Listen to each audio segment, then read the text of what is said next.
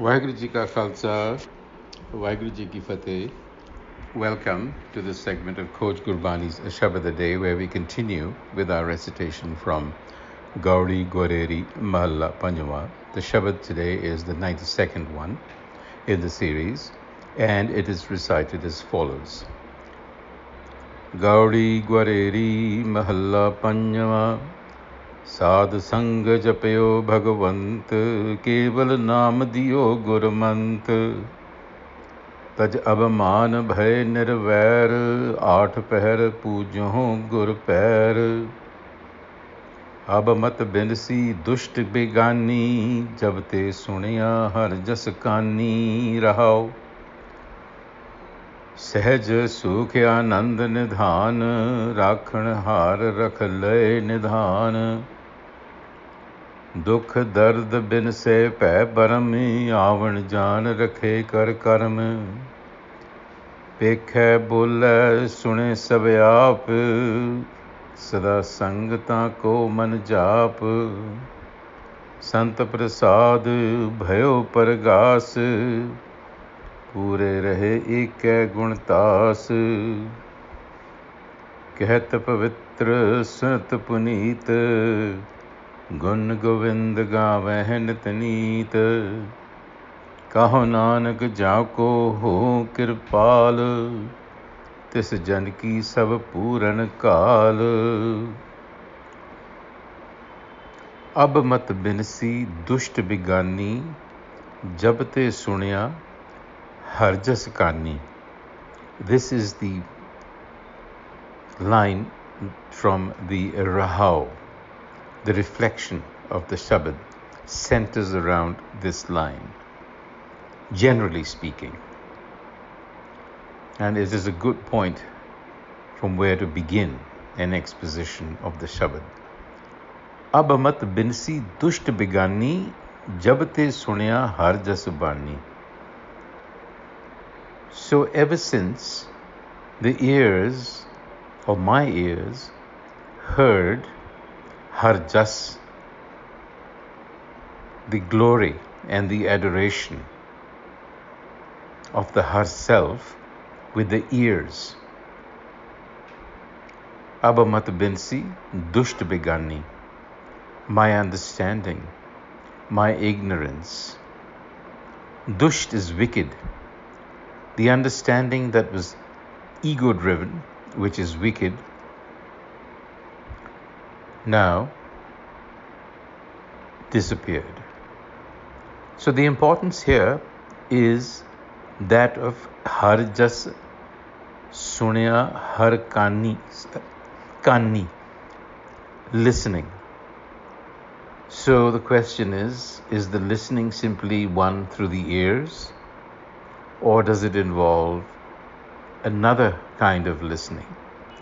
The suggestion would be that in Gurbani, things are never just physical, that they always encompass a continuum from the physical to the transcendental. Because at the end of the day, Gurmat is speaking to us about transcendence, not about the merely physical. So while it is important to hear with the ears, the physical ears, the idea is that the entire body-mind becomes an instrument of hearing, of resonance, because hearing is a resonance with the Shabad, which is sound, primal sound. So to be in resonance or harmony with the environment, that is the key. And how has that happened? It has happened because Sadhsang Japiyo Bhagwant Keval Naam Diyo Gurmant. So in the presence of the Sadh, who is the Satgur, the Sadh, remember, is the perfected being, the one that has accomplished or the one that has conquered the ego, Sadhya, or the one that has achieved self-mastery. That is the Guru. And so therefore, the reference here is Sadhsang. in the presence of such an accomplished or such a master that one recites, one recalls, and one bears into and internalizes Bhagwant. Bhagwant means the one who is fully fortunate. In other words, one who is fulfilled, one who is filled. So in other words, where there is no craving, and refers to also the Har, but also refers to the Gur. So by meeting a Sadh and internalizing the message, the Bhagwant is apprehended. And what did the Guru do? The Sadh. Keval Naam Diyo Guru Mantra. So the mantra or the teaching that we received from the Sadh was Keval Naam, only self-knowledge. And self-knowledge is not received in the usual intellectual way, but it is the development of one's intuitive awareness. And in the process, what is required is Taj Abhiman Bhay Nirvair Aat Pahar Pujho Gur Pair. So the Guru here is stating his indebtedness, his appreciation to the Guru for helping in renouncing one's self-pride, becoming fearless. And so the recommendation to us is Aatha Pahar Pujo Gurpar. Though he's speaking in first person for himself, Guru Arjan, that is really speaking for us. So the idea is to actually resonate with Sabad 24 hours a day. Aatha Pahar Pujo Gurpar. So that is the resonance that comes from being in the presence of the primal Guru. And in the second verse, Guru Arjan explains some of the outcomes from such a state. Sahaj Sukh Ananda Nidhan, Rakhan Har Rakh Le Nidhan, Dukh Dard Bin Se Pay Param, Avan Jaan Rakhe Kar Karam. So those who actually engage in developing virtues and cultivating self-knowledge achieve a state of sahaj, which we know to be a stage of spontaneity, which is really natural and innate to us. It is not something that develops, it's always with us. Sahaj literally means that which arises spontaneously. So the recounting and the emulation of divine virtues, one is blessed with the bliss of all treasures.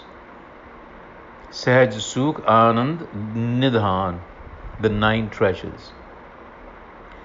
Grief and pain, fear and delusion are banished. Rakhan har rakhale nidhan, dukh dard bin se pay param. This is that delusional attachment. And then Aman Jaan Rakhe Kar Aman Jaan Rakhe Kar Karam.